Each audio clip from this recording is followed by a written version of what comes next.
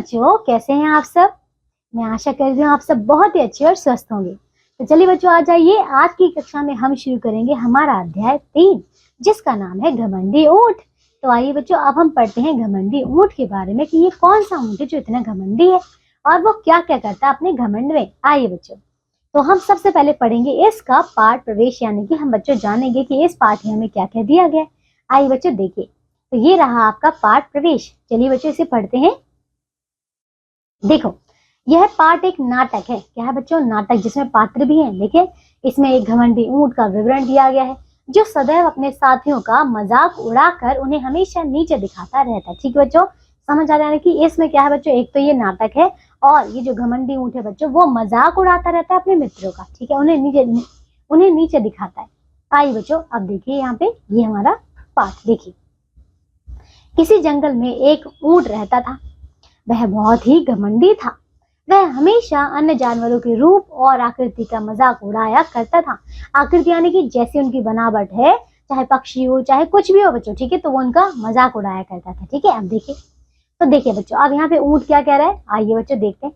तो ऊंट जो है बच्चों गाय से कह रहा है। ठीक है, तो देखिए, गाय से कहता है, तुमने तो विधाता को जरूर ही परेशान किया होगा, तभी तो उसने तुम्हें इतना अजीब और अलग सा बनाया है।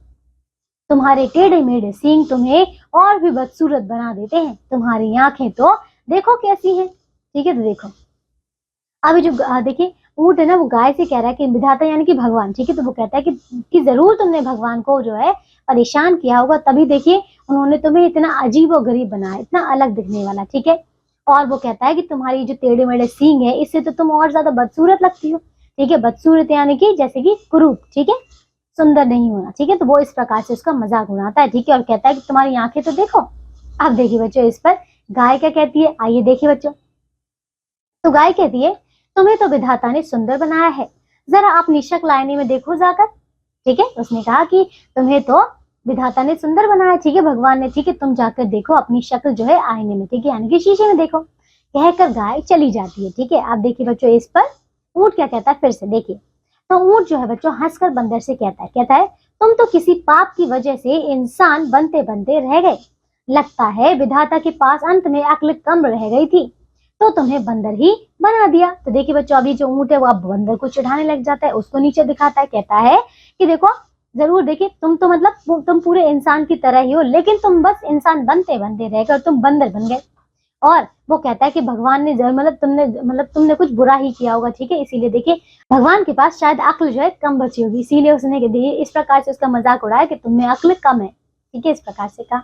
अब देखिए बंदर कहता है, बंदर चिल्लाते हुए कहता है, तुम तो जैसे दुनिया के सबसे बुद्धिमान जानवर हो। बुद्धिमान यानी कि अक्लमंद। ठीक है, वो इस प्रकार से उसे कहता है ना। अब देखिए ऊंट क्या कहता है, ऊंट मुंह बनाकर मोर से कहता है। देखिए, कहता है, तुम्हारे पैरों ने तो तुम्हारी सारी खूबसूरती का सत्यानाश कर दिया है। तो देखिए, अब वो उसको कहता है, क्योंकि मोर तो बहुत ज्यादा सुंदर होता है ना, तो वो कहता है कि तुम हो तो बहुत सुंदर, लेकिन तुम्हारे पैरों ने तुम्हारी पूरी सुंदरता को सत्यानाश कर दिया। अब देखिए, अब इस पर मोर क्या कहता है, देखिए। तो इस पर बच्चों मोर कहता है, अच्छाइयां बुराइयां सभी में होती हैं, तुम्हें इस तरह मेरा मजाक नहीं उड़ाना चाहिए। ठीक है, तो मोर ने बड़े अच्छे से कहा, है ना, क्योंकि अच्छाइयां बुराइयां तो सभी में होती है, चाहे हम हो चाहे तुम हो, है ना, चाहे कोई भी हो, है ना। तो वो कहती है कि तुम्हें इस तरीके से मजाक नहीं उड़ाना चाहिए। अब देखिए ऊंट क्या कहता है बच्चों फिर। तो ऊंट बच्चों हाथी को चढ़ाता। ठीक है, देखिए हाथी से कह रहा है, तुम तो पूरे के पूरे कार्टून लगते हो। विधाता ने मजाक के तौर पर तुम्हें बनाया होगा। ठीक है, तुम्हारा शरीर तो पहाड़ जैसा है, पूंछ छोटी सी है, आंखें तो एकदम छोटी छोटी हैं और कान जहान से बड़े हैं। जहान यानी बच्चों पूरे संसार से, पूरे जग से बड़े हैं। तुम्हें देखकर हंसी आती। तो देखिए बच्चों, यहाँ पे ये ऊंट बच्चों देखिए हाथी का किस प्रकार से मजाक उड़ा रहा है। उसको कहता है कि तुम्हारा एक तो शरीर इतना बड़ा है, तुम्हारी आंखें इतनी जरा जरा सी हैं और तुम्हारे कान इतने बड़े बड़े हैं, पूंछ जरा सी है, तो मतलब तुम्हें अजीब व गरीब बनाया है। ठीक है, तुम्हें देखकर तो हंसी आती है जैसे कि कोई कार्टून है। अब देखिए बच्चों, फिर आगे इस पर हाथी क्या कहता है, देखिए। हाथी कहता है, तुमने मेरी ताकत देखी है, सूंड मारूंगा तो होश नहीं आएगा 2-4 दिनों तक। ठीक है, वो इस प्रकार से कहता है। देखिए, अब ऊंट कहता है तोते से, कहता है, तुम्हारी लाल टेढ़ी मेढ़ी चोंच तो तुम्हें हंसी का पात्र बनाती है। यह बोलकर ऊंट हंसता है ना बच्चों, उसको मजाक उड़ाता है कि तुम्हारी ये जो चोंच है ना टेढ़ी मेढ़ी, इसे देखकर मुझे हंसी आती है।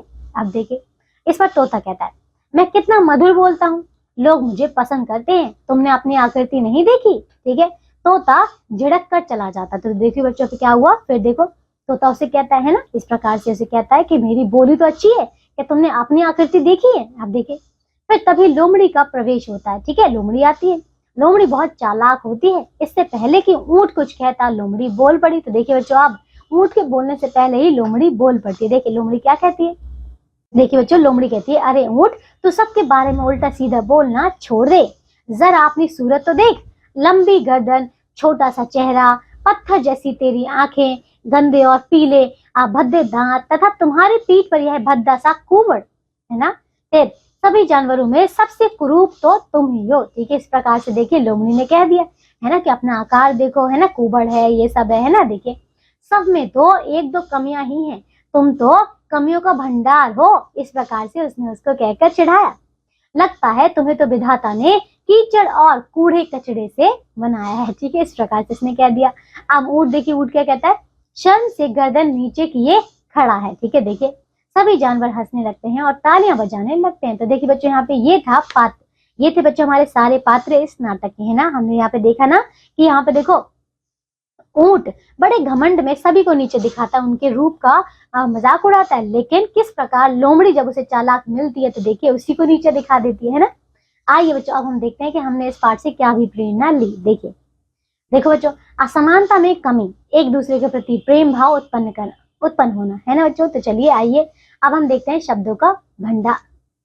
आइए बच्चों, अब हम देखते हैं शब्दों का पिटारा। देखिए आकृति यानी कि बनावट, आईना यानी कि शीशा, विधाता निर्माता, बुद्धिमान समझदार, बदसूरत कुरूप, जहान यानी कि विश्व। तो समझ आगे। देखिए बच्चों, ये था हमारा अध्याय।